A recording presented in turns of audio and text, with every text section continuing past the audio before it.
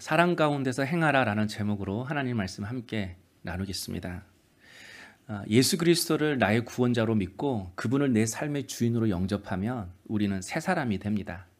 여기서 새 사람이 되었다라는 것은 이제 우리가 죄를 짓지 않은 완벽한 사람, 완전한 사람이 되었다는 뜻이 아닙니다. 우리의 신분이 바뀌었다라는 겁니다. 전에는 세상에 속한 사람이었지만 이제는 예수 믿고 하나님께 속한 사람이 되었습니다. 좀 거부감이 들 수 있지만 성경은 우리가 전에는 마귀의 종이었다가 이제는 예수님 때문에 하나님의 자녀가 되었다고 말씀합니다. 바울은 하나님의 자녀를 8절에서 다르게 표현하고 있습니다.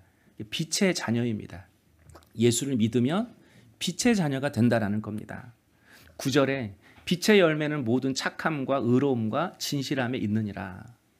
예수님을 믿으면 우리가 하나님뿐만 아니라 모든 사람과 의로운 관계를 맺는데요. 그러니까 바른 관계를 맺는다라는 겁니다. 그리고 그 바른 관계 속에서 착하고 진실하게 살아간다라는 거예요. 근데 여러분, 우리가 지금 그렇게 살고 있습니까? 착하고 진실한 것은 물론이거니와 하나님과 바른 관계를 맺고 살아가는 것도 힘듭니다. 그만큼 우리에게 하나님을 믿을 힘, 사람 속에서 바르게 살아갈 힘, 그런 힘이 우리에게 없습니다. 그만큼 우리가 연약합니다.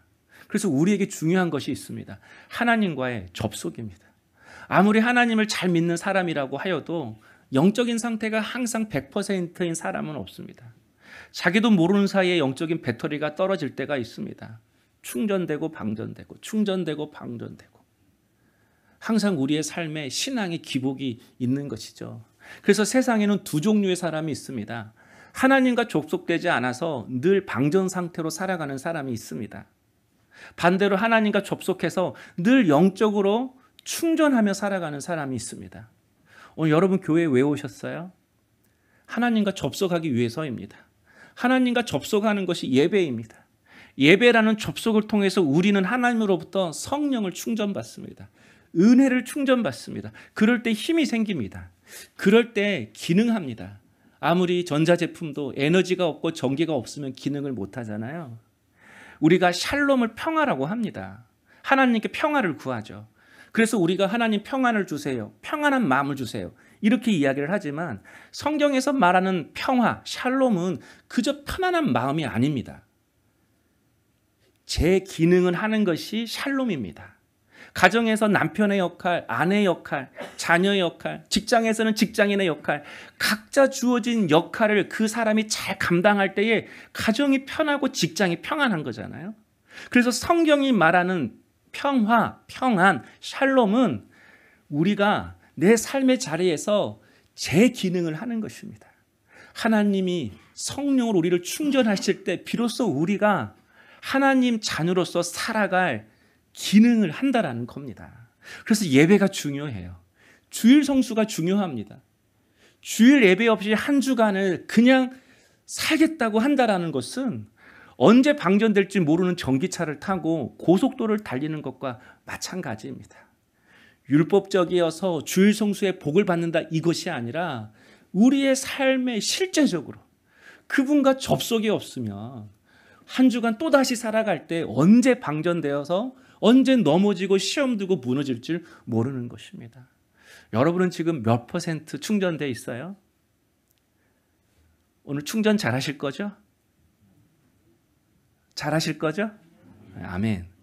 그래서 좋은 교회 만나서 영적으로 충전될 수 있는 예배를 드릴 수 있다는 것은 정말 축복입니다. 우리 교회가 그런 영적 충전소 될 수 있기를 원합니다. 서로가 하나님께 접속되어서 은혜 받을 수 있도록 같이 돕고 같이 기도하고 같이 보듬어주는 그런 공동체 될 수 있기를 원합니다. 그런 의미에서 하나님과 접속할 때 하나님께서 우리에게 믿음도 충전시켜 주시고 은혜도 능력도 지혜도 충전시켜 주시지만 우리에게 가장 충전시켜 주시고 싶은 것이 있습니다. 바로 사랑입니다. 하나님은 우리에게 사랑을 풀로 가득 채워주고 싶어 하십니다. 1절을 보면요. 그러므로 사랑을 받는 자녀같이 너희는 하나님을 본받는 자가 되고 오라고 말씀합니다. 바울은 에베소 교회 성도들에게 하나님을 본받는 자가 되라라고 말합니다. 여러분, 하나님을 본받는다는 게 뭐죠? 2절에 바로 그 답이 나오죠. 그리스도께서 너희를 사랑하시는 것 같이 너희도 사랑 가운데서 행하라.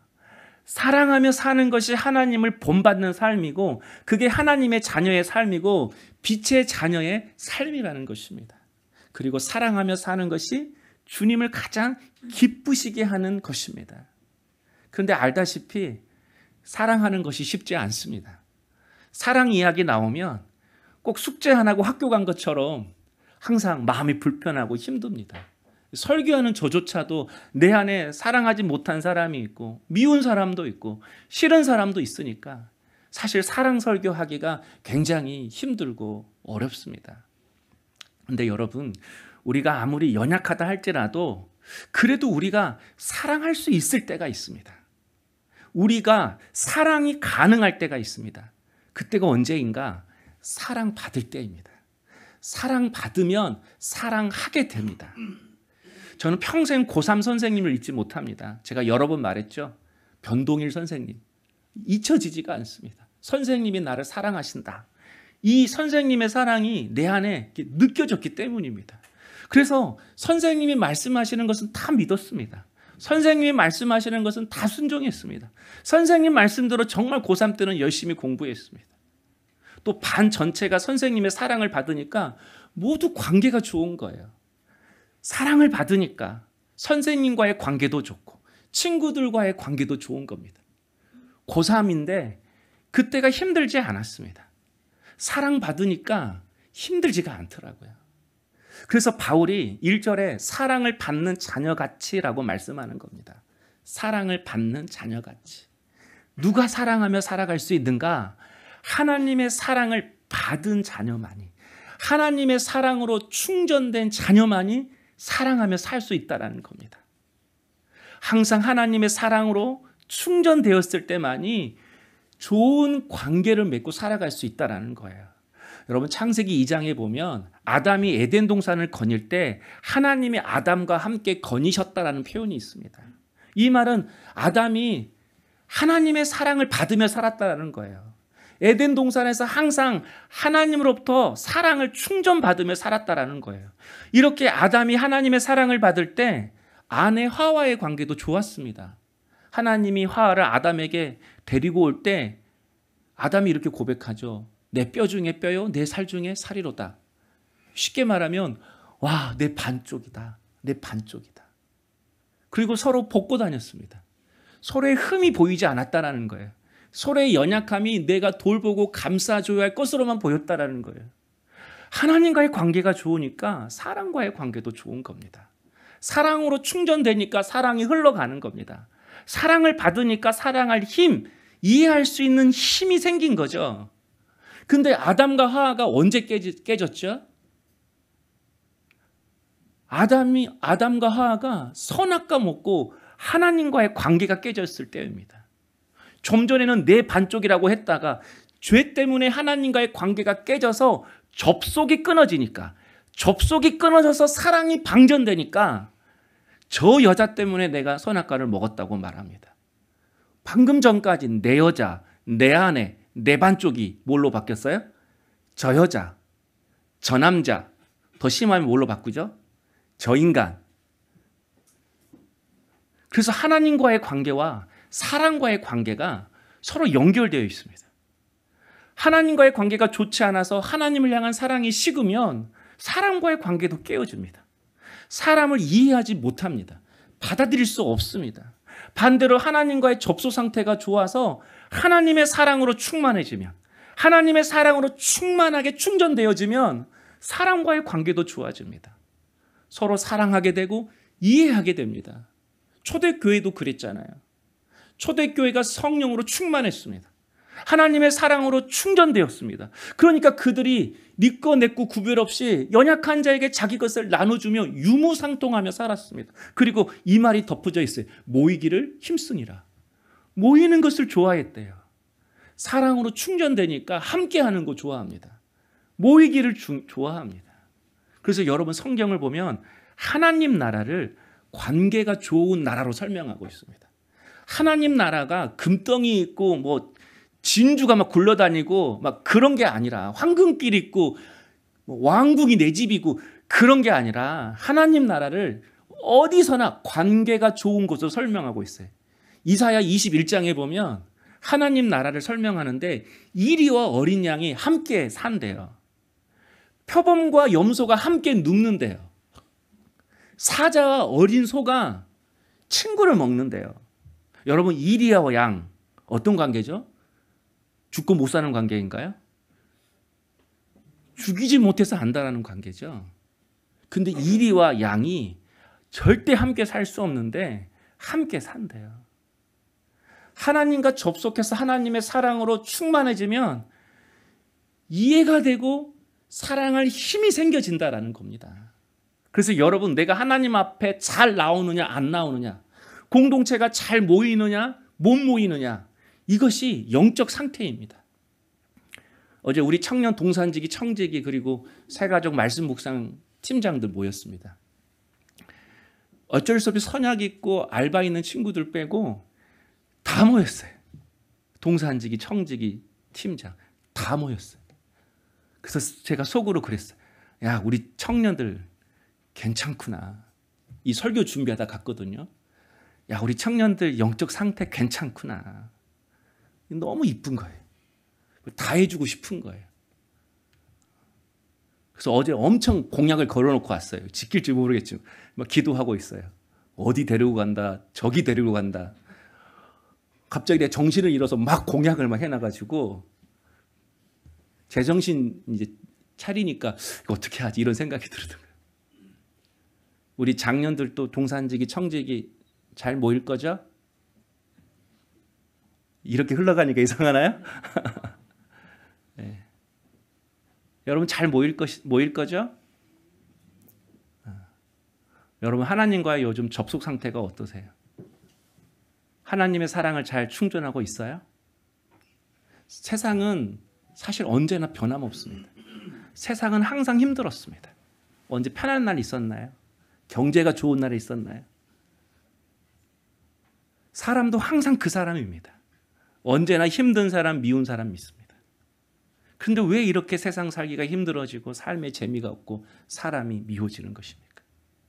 주를 위해 사는 것이 싫고 하나님을 향한 원망만 내 안에 한켠에 이렇게 있는 것입니까? 세상도 사람도 그대로였습니다. 그러면 뭐가 변한 거죠? 우리 마음이 변한 겁니다. 우리의 사랑이 식은 겁니다. 주님 사랑하는 마음이 식으니까 사랑하는 것도, 십자가 지는 것도, 헌신하는 것도 싫어지는 겁니다. 하나님과의 사랑이 식어서 접속이 끊어지니 사랑이 방전되어서 사랑할 힘도 없고 이해할 힘도 없고 그냥 내 안에서 빈 깡통 소리만 나오는 것입니다. 여러분 생각해 보십시오. 부족하지만 저를 써달라고 할 때가 언제였습니까? 내가 연약하지만 내가 하나님의 뜻대로 평생 살겠어요라고 결단할 때가 언제였습니까? 예배가 기쁘고 주신 직분이 감사가 되고 주님 때문에 손해보는 것도 자존심 상하는 것도 그냥 훌훌 털어버릴 때가 언제였습니까? 능력이 있을 때였습니까? 돈이 있을 때였습니까? 아니잖아요. 가진 것 없고 아무 능력 없지만 주님의 사랑이 깨달아질 때였습니다. 그 주님을 내가 뜨겁게 사랑할 때였습니다. 그래서 예수님 배신하고 도망간 그 베드로에게 주님은 네가 나를 사랑하느냐? 너 왜 나 배신했어? 왜 도망갔어? 내가 너 배신한다고 그랬지? 정신줄 꼭 붙잡으라 그랬지? 내가 그럴 줄 알았어. 그렇게 안 물었습니다. 3번이나 배신하고 도망간 그 베드로에게 이 한 가지 물었습니다. 네가 나를 사랑하느냐? 왜 배신하는 겁니까? 왜 무너지는 겁니까? 왜 멀어지는 겁니까? 결국 하나님과의 접속이 끊어져서 주님의 사랑이 충전되지 않으니, 주님의 사랑이 식어지니 거기서 시작이 되는 겁니다. 주님은 동일하게 우리에게도 물으십니다. 너 남편을 사랑해? 너 자녀를 사랑해? 너 아내를 사랑해? 너 그 사람 사랑해? 이렇게 묻지 않으십니다. 우리에게도 네가 나를 사랑하느냐라고 물으십니다. 사람을 사랑할 수 있는 힘, 사람을 이해할 수 있는 힘. 여러분, 우리 평생 사랑하겠다고 한 사람도 잘 사랑하고 이해 못할 때가 있잖아요. 어떻게 우리가 사랑할 수 있습니까? 주님 사랑하는 마음으로 사랑할 수 있습니다. 주님이 주신 사랑으로 충전돼야 그 사랑으로 살아갈 수가 있는 것입니다. 그런 의미에서 하나님을 향한 우리의 사랑이 자꾸 식어지는 이유가 있습니다. 하나님께서 우리를 자꾸 막으신다고 생각하기 때문에 그렇습니다. 오늘 본문도 보십시오. 3절에 보면요. 부르지 말라. 4절에도 마땅치 아니하니, 5절에도 얻지 못하니, 6절에도 못하게 하라, 7절에도 되지 말라, 11절에 참여하지 말라. 온통 뭐예요? 하지 말라, 하지 말라, 하지 말라, 하지 마, 하지 마. 이거밖에 안 보이잖아요. 답답하지 않으세요? 이거 읽으면 좀 부담되지 않으세요? 설교 준비하려고 하는데 다 하지 말라, 하지 말라 해가지고 처음부터 끝까지 하지 말라 이 설교 되겠다 굉장히 고민했어요. 예수 믿어도 안 되는 것, 하지 말라는 것이 너무 많으니까 자꾸 우리 안에 사랑이 식어지는 겁니다. 아니, 주님이 좀 문을 열어주시고 길을 열어주시면 되는데 자꾸 하지 말라, 안 된다, 막으시고 닫아주시니까 마음이 너무 힘든 겁니다. 아니, 시온의 대로를 활짝 열어주시면 좋은데 항상 너 멈춰, 기다려, 환경으로, 사람으로 우리를 막으시는 일들이 너무 많기 때문에 자꾸 사랑이 식는 겁니다. 혹시 여러분 사랑 식어서 오지 않았습니까? 하나님 하지 말라고 하고 내 환경을 돌아봐도 다 막는 것밖에 없고 안 되는 것밖에 없고, 그래서 여러분 우리의 마음이, 우리의 사랑이 식어지지 않았습니까? 그러나 여러분, 하나님의 진정한 사랑은 막으시는 사랑입니다. 우리로 하여금 멈추시게 하는 사랑입니다. 여러분 2절에 보면 그리스도께서 너희를 사랑하신 것 같이 너희도 사랑하라고 말씀합니다. 그리스도가 어떻게 우리를 사랑하셨죠? 그는 우리를 위하여 자신을 버리사 향기로운 제물과 희생 제물로 하나님께 드리셨느니라. 자신을 버리셨대. 우리를 위해 자신의 몸을 여러분 왜 버리셨죠? 죽음의 길로 걸어가는 우리를 막기 위해서입니다. 하나님의 기업을 얻는 것이 아니라 오히려 하나님의 심판, 하나님의 진노의 길로 걸어가는 우리를 멈추게 하기 위함입니다. 절망과 낙심에서 이제는 멈추고 돌아서기 위해서 주님 자기 몸을 버리셨습니다. 예수님은 온 몸으로 죽음을 막으셨습니다. 온 몸으로 하나님의 진노를 막으셨습니다. 왜 이렇게 막으시는 겁니까? 우리를 사랑하시기 때문입니다. 우리를 사랑하시기 때문에 우리를 막으시는 겁니다. 제가 보통 사람들을 될 수 있으면 잘 이해하려고 해요. 그리고 생각보다 제가 잘 이렇게 이해를 합니다. 근데 제 안에 이 사람은 다 정말 이해 못해. 어떻게 이럴 수 있어? 이런 사람이 있어요. 그 사람이 어떤 사람이냐면 보이스피싱 당하는 사람들. 이건 나 절대 이해를 못하겠어요. 얼마나 어리석으면 뻔히 보이는 거짓말에 속나. 그런 생각이 들어요. 아니, 이상한 전화 오면 그냥 안 받으면 되고, 통화에서 이상하게 느껴지면 바로 끊으면 되고, 이상한 문자 오면 클릭하지 않고 삭제하면 되고, 뭐가 어려워요? 왜 이걸 못하지? 왜 이걸 듣고 누르고 그러지? 제 안에 항상 이런 마음이 있어요. 근데 지난주 월요일 오후에 저한테 문자 한 통이 왔습니다. 쓰레기 무단 투기로 인한 과징금 고지서가 도착했습니다. 이 문자였어요. 그리고 고지서의 내용과 그 금액을 보려면 클릭하라고 링크도 있는 거예요. 그 순간 그런 생각이 들더라고요. 제가 완전 생각으로 무장했잖아요. 그 순간에 어제 주일 오후에 예배 끝나고 성도들이 쓰레기 밑에 버렸는데 그 쓰레기 봉투 안에 분리수거 안 한 것이 있나? 그래서 제가 링크를 클릭했습니다.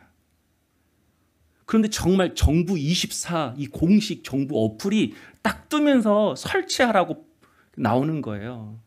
어떻게 해야 되죠, 그러면? 어떻게 해야 되죠? 내가 말했잖아요. 제가 설치를 눌렀어요. 궁금하잖아요.